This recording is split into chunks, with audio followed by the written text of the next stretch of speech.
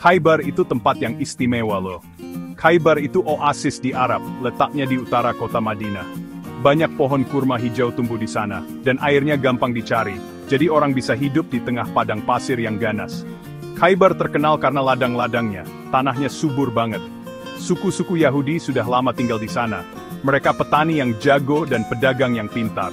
Lama-kelamaan, Khaybar jadi kaya raya, dan penduduknya membangun benteng-benteng yang kuat buat melindungi rumah mereka. Mereka merasa aman dan kuat di dalam benteng-benteng terkenal itu. Bentengnya ada banyak, ada yang bilang 7 atau 8, dan setiap benteng itu kayak istana. Temboknya tinggi dan tebal, jadi susah diserang. Para prajurit menjaga benteng-benteng ini dengan baik, lengkap dengan senjata dan perbekalan. Khaybar bukan cuma soal pertanian, tapi juga pusat pengaruh. Pemimpin-pemimpinnya disegani banyak orang dan punya hubungan dengan suku-suku lain, termasuk beberapa suku Arab penyembah berhala. Kekuatan Khaybar sudah terkenal, tapi kekuatan ini bakal segera diuji. Lama-kelamaan, hubungan Madinah dan Khaybar jadi tegang. Madinah itu tempat tinggal Nabi Muhammad dan umat Islam di masa awal. Beberapa suku di Khaybar itu memusuhi. Mereka nggak suka Islam berkembang, dianggap mengancam cara hidup lama mereka. Beberapa pemimpin di Khaybar mulai bikin rencana jahat.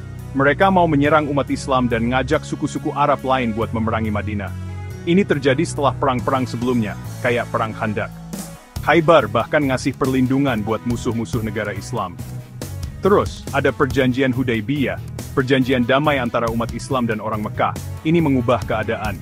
Dengan perjanjian ini, umat Islam bisa fokus ke hal lain, tapi ancaman dari Khaybar masih besar. Khaybar dianggap bahaya yang harus diatasi. Nabi Muhammad dapat kabar soal rencana jahat Khaybar. Beliau tahu mereka siap-siap mau menyerang atau mendukung serangan ke Madinah. Ini masalah serius, soalnya keselamatan mana itu paling penting, dan keputusan harus diambil. Nabi Muhammad, sebagai pemimpin dan panutan umat Islam, mengambil keputusan-keputusan penting. Beliau selalu mengusahakan damai dulu, tapi beliau juga harus melindungi umatnya. Khaybar itu bahaya nyata, dan beliau tahu harus ada tindakan, biar aman dan stabil. Jadi, Nabi memutuskan buat berangkat ke Khaybar. Ini langkah berani mengingat jaraknya yang jauh dan kekuatannya. Beliau mengumpulkan sahabat-sahabatnya, sekitar 1.400 sampai 1.600 orang, mempersiapkan mereka buat perjalanan dan kemungkinan perang. Kepemimpinan beliau penting banget. Beliau merencanakan serangan dengan hati-hati, milih rute terbaik, dan merahasiakan misi ini biar Khaybar kaget. Kejutan itu strategi utama. Beliau menyemangati pengikutnya, mengingatkan mereka soal keadilan.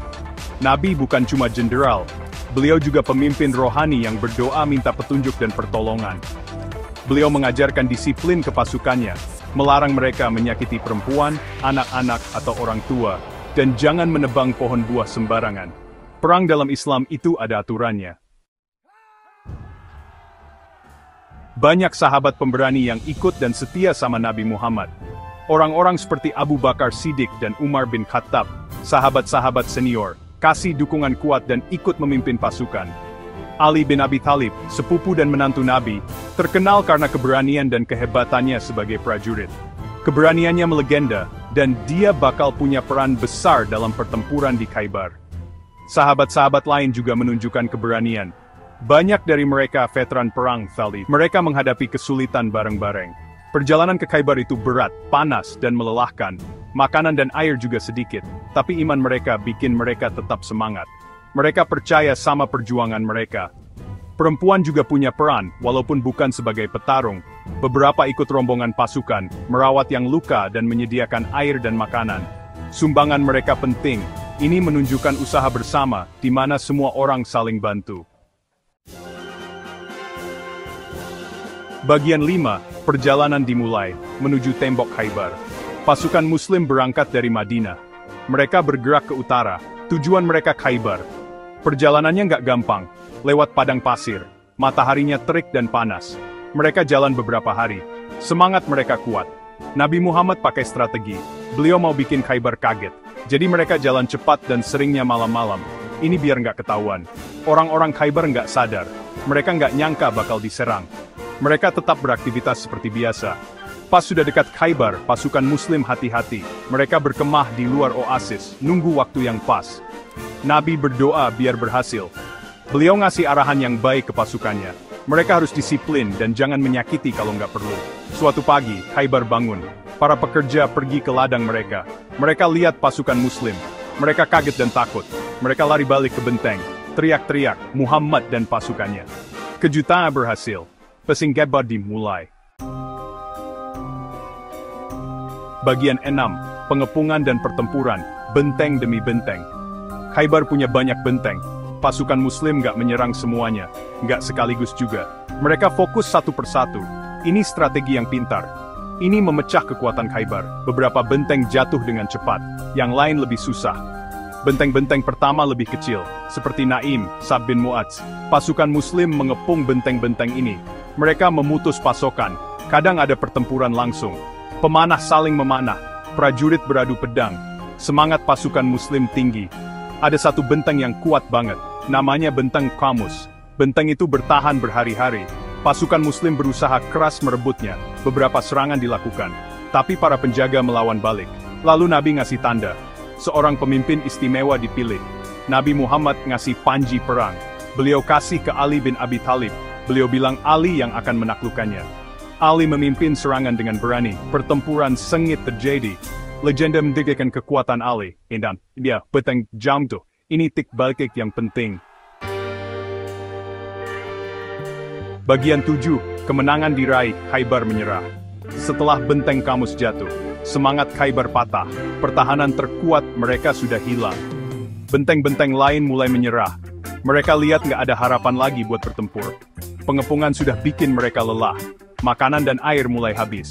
Mereka memutuskan buat berunding. Para pemimpin Khaybar datang. Mereka datang ke Nabi Muhammad. Mereka minta syarat damai. Mereka mau menyelamatkan nyawa mereka. Nabi itu penyayang. Beliau nggak mau ada pertumpahan darah lagi. Beliau setuju berunding. Diskusi buat menyerah dimulai. Kesepakatan tercapai. Penduduk Khaybar boleh tetap tinggal. Mereka boleh tinggal di rumah mereka. Mereka boleh terus bertani. Tapi mereka harus menyerah. Menyerahkan senjata mereka. Dan setengah dari hasil panen mereka. Ini syarat buat damai. Tanah Khaybar sendiri, sekarang jadi milik umat Islam. Para petani akan menggarapnya, dan bagi hasil panennya. Perjanjian ini penting. Ini menunjukkan micerdik, orang yang ditaklukkan, hanya nggak dijadikan budak, mereka bisa tinggal diliningan, in what? Bagian 8, babak baru, dampak Khaybar bagi awal Islam. Kemenangan di Khaybar itu besar banget. Banyak dampak pentingnya. Bagi negara Islam yang sedang berkembang. Pertama, ancamannya hilang. Ancaman dari rencana jahat Khaybar. Madinah jadi jauh lebih aman. Ini membuat keadaan lebih stabil. Umat Islam bisa fokus berkembang. Kekayaan dari Khaybar membantu. Membantu komunitas Muslim. Banyak Muslim di awal-awal itu miskin. Terutama yang hijrah. Bagian hasil panen dari Khaybar. Itu ngasih sumber daya buat mereka. Ini meningkatkan taraf hidup mereka. Ini memperkuat komunitas. Khaybar menaikkan semangat umat Islam. Ini kemenangan militer yang besar, melawan musuh yang kuat dan punya benteng. Ini menunjukkan kekuatan mereka yang makin besar. Ini menambah kepercayaan diri mereka. Suku-suku Arab lain memperhatikan ini. Pengaruh Islam mulai menyebar. Makin banyak orang jadi tertarik. Perjanjian dengan orang Khaybar. Itu jadi contoh penting. Bagaimana memperlakukan orang yang ditaklukkan, terutama ahli kitab.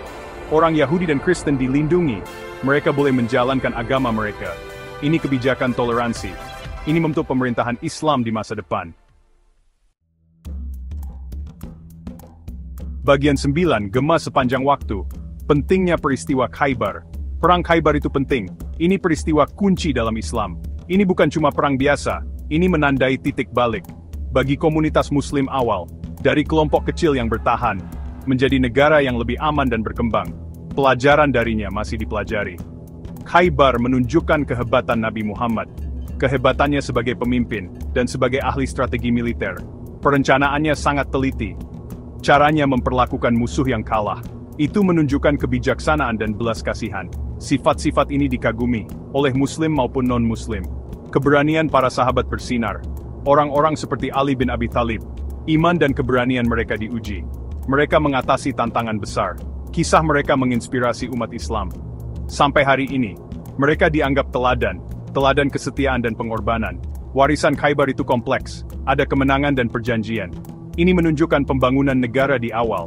Ini menyoroti hubungan antaragama, memahami Khaybar membantu kita, memahami sejarah awal Islam, dan prinsip-prinsip yang diajarkan Islam. Kedamaian, keadilan dan kekuatan.